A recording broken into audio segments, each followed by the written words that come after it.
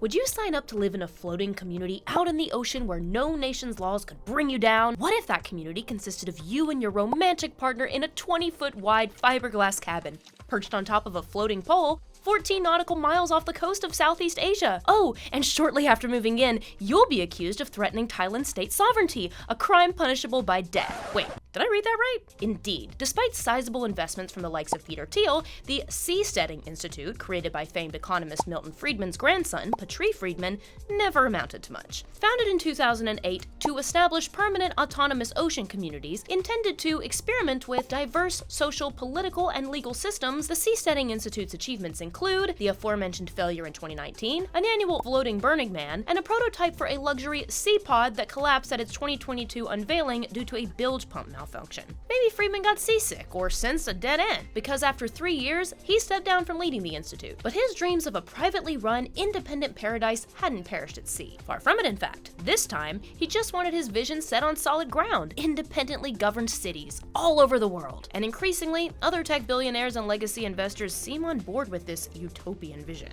This may sound like the ridiculous hijinks of people with way too much money to burn, but it's not some abstract faraway issue. The billionaire utopian city is the logical conclusion of an ideological hostility to government that's changing how countries are run and potentially threatening the future of democracy. Does that sound a little too bold? Well, hunker down in your fiberglass cabin and let's find out in Billionaire Utopias, the end of the world? Before we keep going, I want to tell you about today's sponsor, Storyblocks. Storyblocks is the complete stock solution that provides unlimited downloads of diverse and high-quality media for one predictable subscription cost. Storyblocks' curated library has everything you need, with over 1 million 4K HD footage, templates, music, sound effects, images, and more. They regularly commission content to enhance their diverse media library, ensuring high quality and representation while fairly compensating all contributors. Many other stock providers make licensing expensive and complicated, which is why Storyblocks created 2 clear-cut licenses with comprehensive coverage so you can get back the time you'd spend wading through legal jargon and create with confidence. Here at Wisecrack, we legit love Storyblocks. Back in the day, before we knew better, we tried just using free stock footage and Creative Commons footage, and we had to scour the web for hours. It ate up so much time and caused a lot of late nights and headaches, and we never got exactly the kind of footage we wanted. Now that we use Storyblocks, our lives are so much easier, and our production process is so much faster. To get started with unlimited stock media downloads at one set price, head to storyblocks.com/wisecrack or click the link in the description. Again, that's storyblocks.com/wisecrack or click the link in the description. And now, let's get back to the show. Still looking to escape governance as we know it? Well, you could join over 2,000 citizens and 124 companies who currently belong to the internet native nation of Praxis, a crypto state intended to be built somewhere in the Mediterranean, which, for now, basically only exists in AI-generated art. Still, for the promise of a future deposit of $5,000, you can snag one of their vaguely sinister steel visas. Praxis is the vision of billionaire college dropout Dryden Brown, who has specified a 3-persona structure for his dream city. Muscular, clean warriors, very thin priests who define the values and beliefs of society, and merchants who are portly and bearded. Shout out which class you're joining in the comments. Brown's underlings have recruited future citizens, especially targeting hot girls, at Coachella, the Cannes Film Festival, and hip New York City enclaves, holding events intended to evoke the salon culture of the Paris Enlightenment. Just don't talk politics or ask logistical questions about the actual city, as you might be banned from future parties. Thus far, men outnumber women in the Praxis community 4-to-1, which, honestly,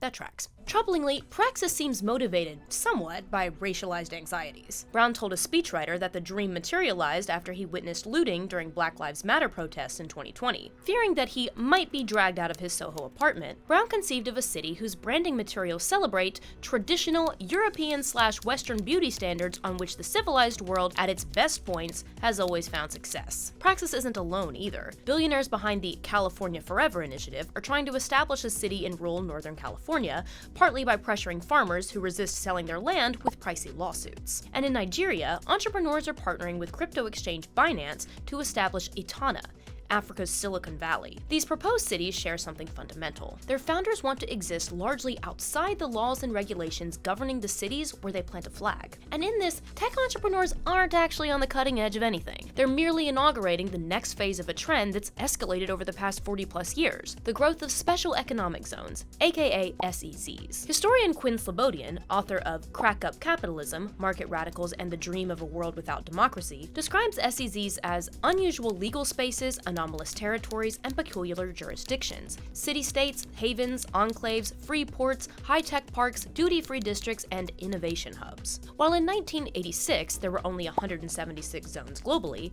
by 2019 there were an estimated 5,400. According to Slobodian, SEZs have largely been used by developing countries to woo foreign investment into less historically reliable markets, like Indonesia and Botswana, typically by offering perks like fast business licensing and minimal taxes. The idea can be traced back to colonial Hong Kong, one of many zones in which Slobodian calls the patchworks of semi-sovereignty expanded by Europe's imperial powers along China's coast after its defeat by Japan in 1898. Run by the British Empire like a joint stock corporation, Hong Kong thrived economically in a strange state of exception, largely due to low taxes and non-existent tariffs that attracted foreign investment. When mainland China became communist, a massive influx of labor flowed into Hong Kong's growing landscape of factories, and by the 1970s, it was a top world exporter. With its economy growing at 10% a year, Hong Kong became the financial heartbeat of Asia, and was celebrated by Milton Friedman thusly. If you want to see how the free market really works, this is the place to come.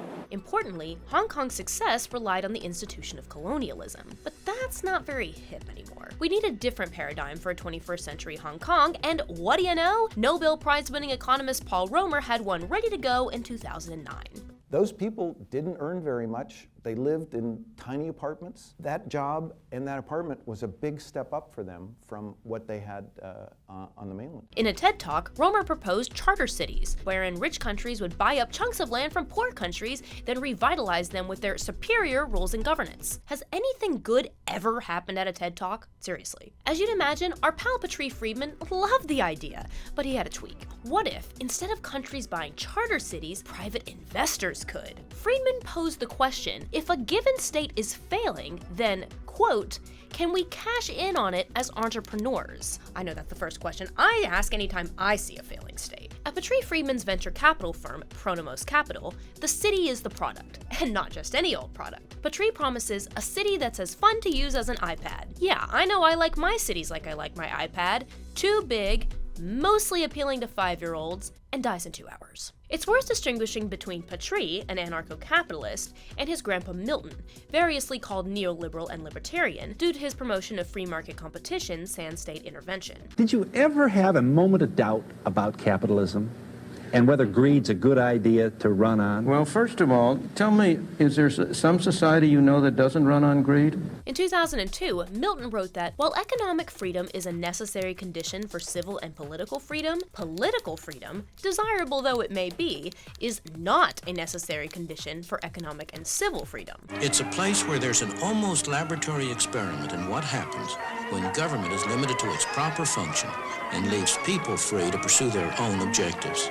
Indeed, while his beloved laboratory of Hong Kong was economically free, there was no semblance of democracy. Hong Kong's governor was appointed by the British monarch. The absence of unions facilitated a hire and fire system of precarious and expendable labor. British forces' strict policing of dissent kept the factories humming, while meager taxes on wealthy elites facilitated massive inequality. Yeah, Milton, what's not to like? But despite simping Hong Kong, Milton wasn't advocating for an American monarchy. Slobodian notes that he and his cohorts recognized that it was very hard to get rid of the idea of popular sovereignty as the kind of hardware of politics. It was more about regulating the degree to which the popular will could be exerted on the functioning of that clockwork. In contrast, anarcho-capitalists believe democracy can be dispensed with entirely, supplanted with free market purity and total state privatization. Prospera is building the future of human governance, privately run and for profit. Join us today at prospera.hn. And if they happen to recreate the Colonial wheel in the process, so be it. For his part, Teal has a sculpture in his office that shows an entrepreneur as a valiant knight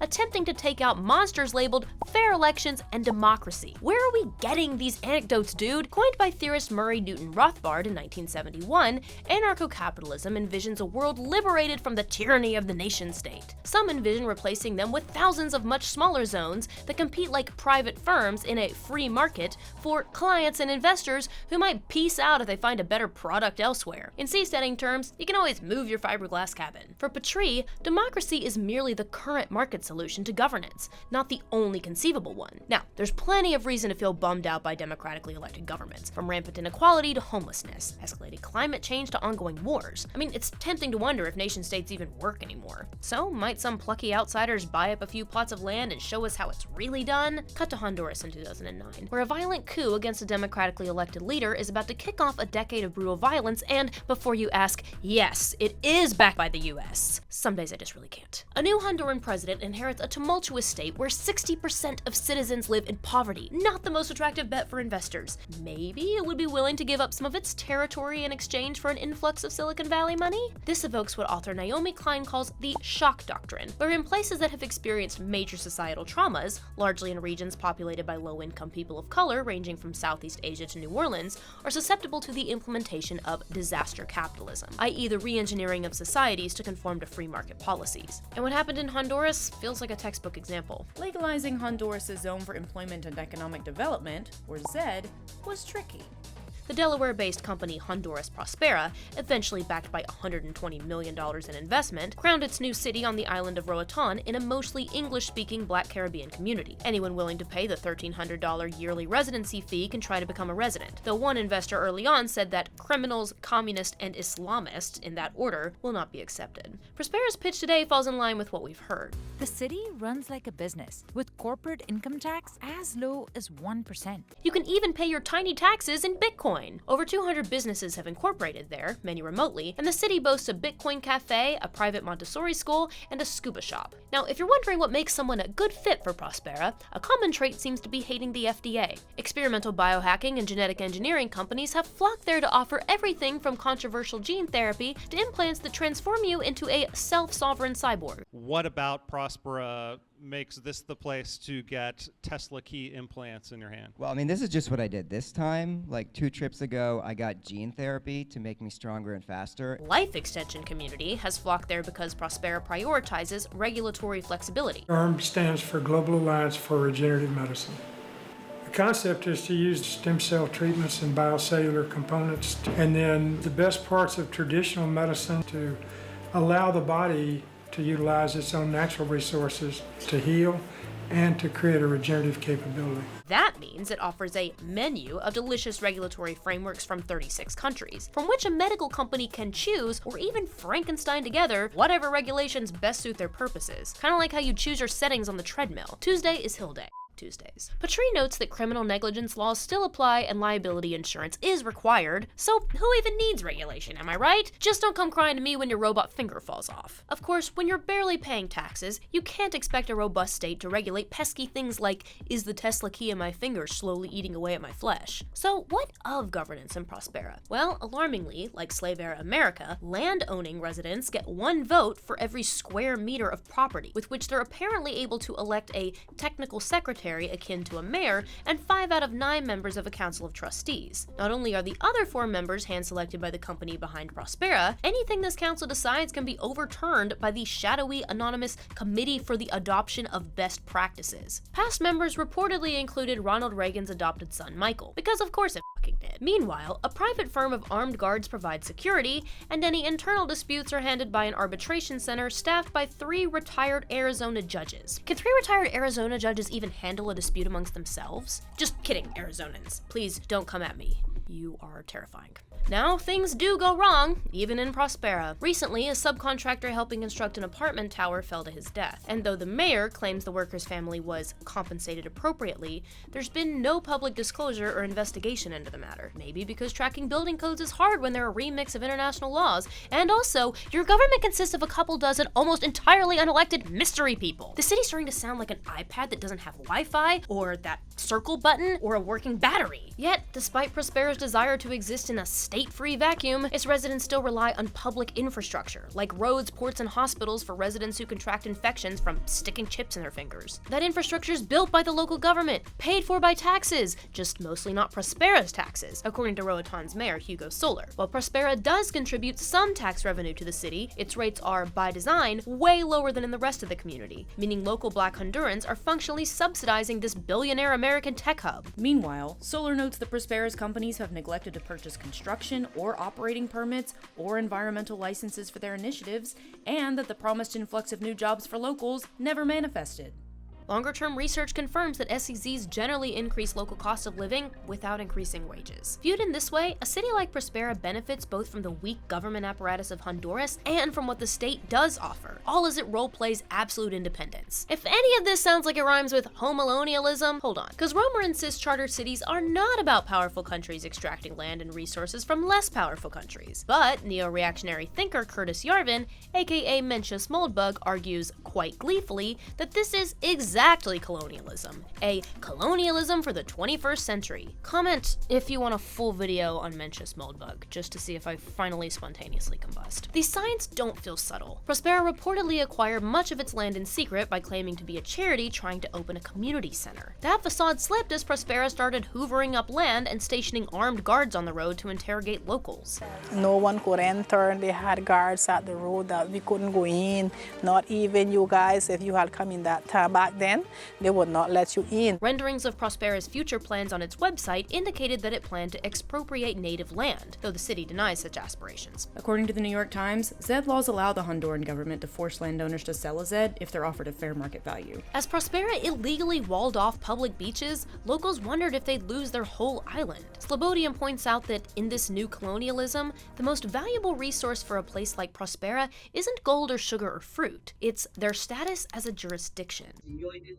Con 500 millones de dólares a Estados Unidos y pidiera que me hiciera una enmienda constitucional para comprar el Central Park en Nueva York, crear un dentro de otro estado. And thus, ability to create a la carte regulations and licensing requirements, which entice corporations and investors. In other words, rather than mining Honduras for natural resources, it's mining a piece of the country's sovereignty. As nationwide protest about Zeds escalated, leftist President Xiomara Castro was elected in 2022 partly on the promise of repealing them, and she successfully did.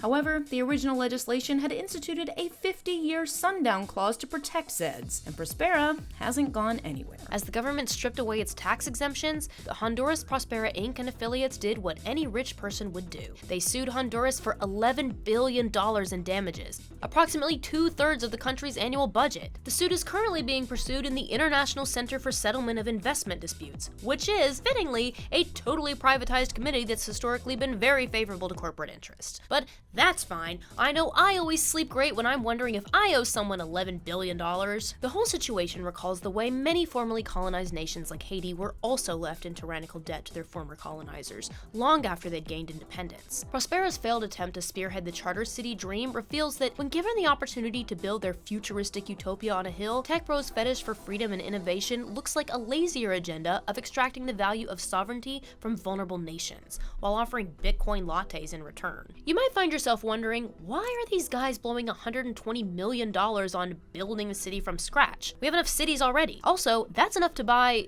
almost a billion milk duds. That's a lifetime supply of milk duds for you, your 10 best friends, your 10 worst enemies. In other words, it's a lot more valuable than buying an imaginary city. And here's where we gotta do some speculating. According to SCZ consultant Thibaut Surlet, who knows some Prospera funders, nobody's investing in Prospera because they seriously think they're gonna make money. Rather, Surlet says they're motivated by ideological aims and the desire to see the experiment replicated. But Thibaut does make a point. The people behind something like Prospera are pretty extreme, but we think their ideologies might be a distraction, partly because it helps paint them as rebels or renegades rather than merely the next step in a decades-long trend of specialized zones serving elite interests. Again, it's not actually original. It's basically just a futuristic tax haven with a backyard treehouse where you can play mayor. Slobodian notes that the world of SEZs, far from countering the power of global elites, is the very means on which global elites thrive. The logic of privatizing an island in Honduras or a rural slice of California isn't about deconcentrating wealth and power. It's about further concentrating it away from nations nation-states and towards a select group of elite individuals. And it's easy to feel like this doesn't affect those of us not stuck on islands with billionaires doing weird shit to their saliva. And last trip, I got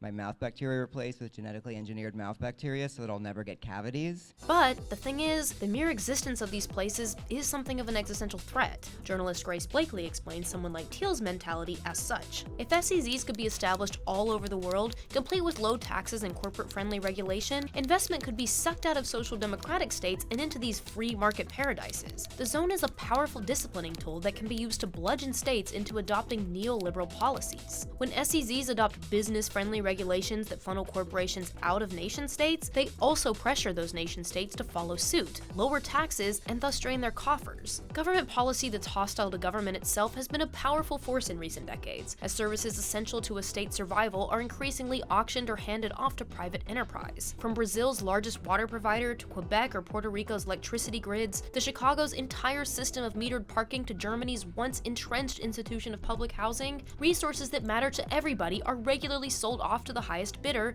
in a process that redefines citizens as consumers, just like the Charter City Bros dream of. Prospera may seem appealing precisely because the system doesn't seem to work for just about anyone besides the very people wealthy enough to escape it. But what if the response to states are failing isn't eliminate states, but rather just make states do better? Because they're capable of it. We all, or okay, at least I, frequently forget that the Affordable Care Act nearly halved the number of uninsured Americans in just 14 years by covering 20 million Americans. Or consider the 2021 increase in the child tax credit, which cut child poverty to half of pre-pandemic levels almost instantly, yet was allowed to expire by Congress that same year. All over the world, publicly funded policies make their own case. In Rwanda, increased investment in community-based health insurance programs helped 90% of the population obtain healthcare, while Finland's Housing First program has nearly eradicated homelessness. From poverty alleviation programs in South Africa to indigenous government environmental conservation efforts in Canada, we see that states can take productive action to chip away at massive problems. Problems that the free market might not find it all that profitable to solve. The blank slate daydream of startup cities with their ruthless efficiency ignores the hard, messy work required to actually affect change on a societal level. It's tempting to look at a place like Praxis, with its priests, merchants, and warriors, as absurd, and it is. But it's more accurate to consider it evidence of a serious strain of Silicon Valley thinking that's been brewing for years. Back in 2013, entrepreneur and investor Balaji Srinivasan gave a speech to his peers called Silicon Valley's Ultimate Exit, in which he argued that tech's massive power would soon make it public enemy number one, and the only real solution was to escape to a new society, preferably outside of the United States. By 2022, Srinivasan had written The Network State, How to Start a New Country, which is exactly what it sounds like. When we laugh at the dreams of the eccentrics following his blueprint, we neglect two things that are ultimately more important. Number one, what they're trying to escape, i.e. states with robust governance willing to tax and regulate them, and two, what and who they're willing to derail in that pursuit, i.e. local underprivileged communities in disadvantaged countries. And while it's hilarious to watch these cities try and fail, what they reveal about their founders' disdain for democracy, and really, for the rest of us, is decidedly less amusing. But what do you guys think? Will tech bro utopias usher in a bountiful age of plenty? Are we looking at a future where we're consumers choosing between two equally shitty charter cities? Will any of this even get off the ground? Or are we safe for now? Let us know what you think in the comments. Thank you as always to our patrons for helping us do what we do, and if you're interested in supporting the channel and getting videos early along with extra content, go check out our Patreon. We got a link in the description. Otherwise, if you're still here and you haven't done it yet, please go ahead and give this video a like, subscribe, leave a comment, all that fun stuff. In the meantime, if you get a Tesla key embedded in your finger, please, at least wash your hands. Catch you next time. Peace.